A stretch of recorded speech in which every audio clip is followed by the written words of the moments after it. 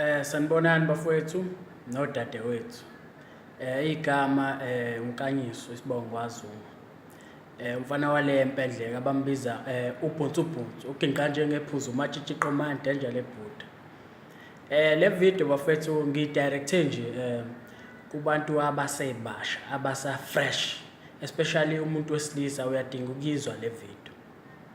Mfowethu bengithanda ukubonisa nje kulesikhathi samanje ukuthi angifuni ukuthi siphinde amaphutha enziwa abazali bethu nathi siphinde siwenze futhi, uyabo lapho kobe ingqondo impela asiyisebenziswa, yabo lento. Ngithi mfowethu kuwe awungadidwa uthando. Uthando luyinkinga impela kodwa alingakudidi, ngoba wonke umuntu uyakwazi lokho ukuthi uthando luyinkinga. Othandweni-ke awudirectwa muntu, akufani nasesikoleni. Isikole esingcono kabi ngoba esikoleni uyatshela ukuthi nayi assignment kumele wenze lokhu, funda lokhu nalokhu ukuze uphase, yabo.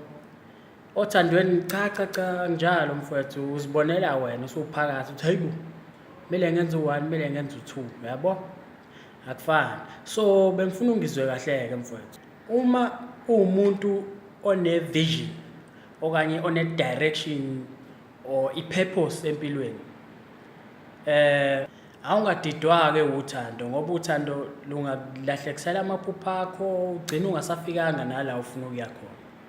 Ngakho-ke ngithi kuwe awukhethe kahle mfowethu, ungayi ngobuhle, ungayi ngobubi futhi.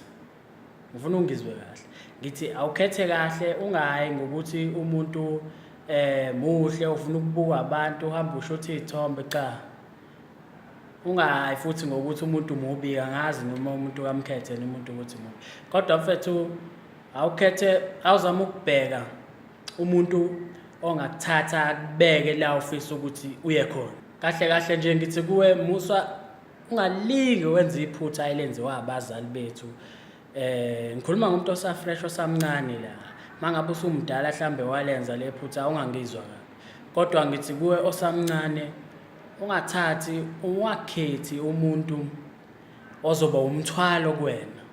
Umuntu nje ongeke akusize ngalutho ukuthi ufike la ufisa ukuthi uye khona.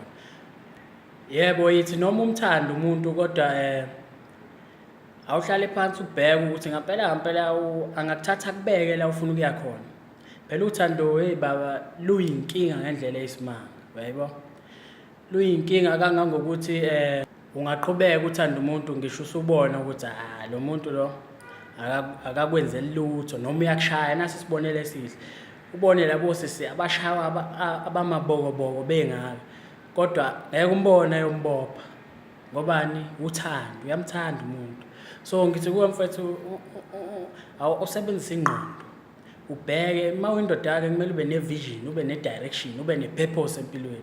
So mfethu awuthathe nje uhlobo lomuntu nawe othi uma uhleli nayo noma nenzani nje naye ubone ukuthi hayi cha lo ngiyaphambili nayo, yabo. Ngoba phela akukwazi ukuthi kufike kuhlupheke okhokho bakho, phinde kuzohlupheka abazali bakho, phinde kuhlupheke nawe futhi. No, ngeke. Awube noshintsho mfethu, ngoba umuntu wesifazane ukhiye empilweni yomuntu wesilisa. Ungakuphika-ke lokho, kodwa-ke emva kwesikhathi uhamba ubone. Kuya ngawe ukuthi ukhethe kanjani. Uma ukhethe kahle angakudirecta, angakusiza ukuthi ufike la ufuna ukuya khona, yabo. Kanti uma ukhethe nje wangakhetha kahle, uyozithola usemgodini mfethu, uyozithola usemgodini ngempela. Ungangizwa-ke kabi, nami umbono wami lo, uma ukuthi mhlambe uyaphambana nawo noma unomuntu omthandayo ongakwenzeli lutho, but wena uyabothi uyakwazi ukufika la ufuna ukuya khona, ayikho inkinga, kodwa kuba nzima mfethu.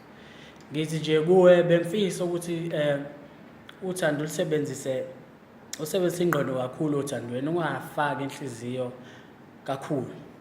Ingqondo kumele isebenze, yabo. So la ufuna ukuya khona,